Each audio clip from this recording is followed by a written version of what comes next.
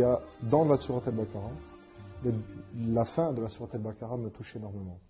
Parce que c'est spécialement aucune âme n'est éprouvée plus que ses capacités. Ce morceau-là, je l'ai vécu parce que j'ai eu un cancer il y a quelques années. Donc j'étais déjà converti, alhamdoulilah, et avec un cheminement qui était mon cheminement, petit à petit.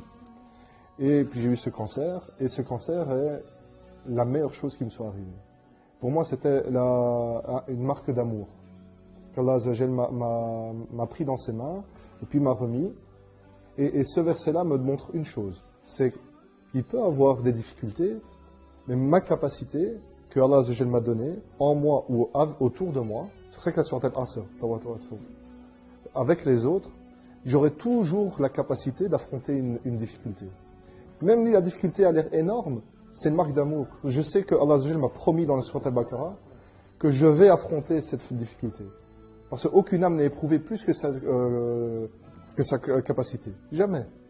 Donc, subhanallah, quoi qu'il arrive, j'aurai la paix. لما قعد مع أصحابه قالوا له أنت بعد ما أسلمت الله سبحانه وتعالى ابتلاك بهذا المرض وتقول إن الله سبحانه وتعالى يحبك شوفوا رد بلال عليهم.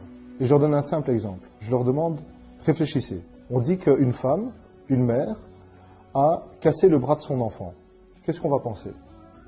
C'est pas bien, c'est ceci, c'est... Maintenant, on va dire, l'enfant allait traverser la rue, la voiture arrivait. La mère a vu la voiture, elle a pris l'enfant. Maintenant, je redis la phrase.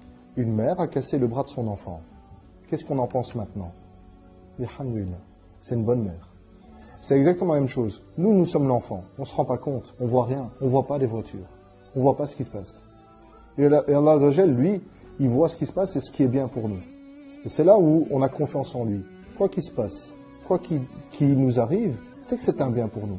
Et heureux est le croyant, car quand il lui arrive un bien, pour lui c'est un bien, et quand il lui arrive un mal, pour lui c'est un bien.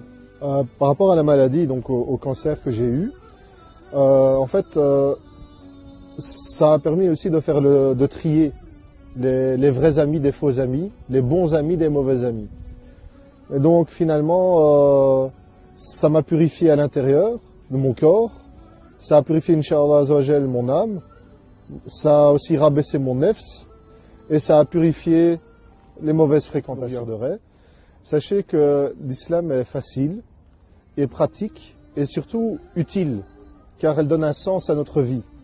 Elle nous explique comment vivre et comment bien vivre.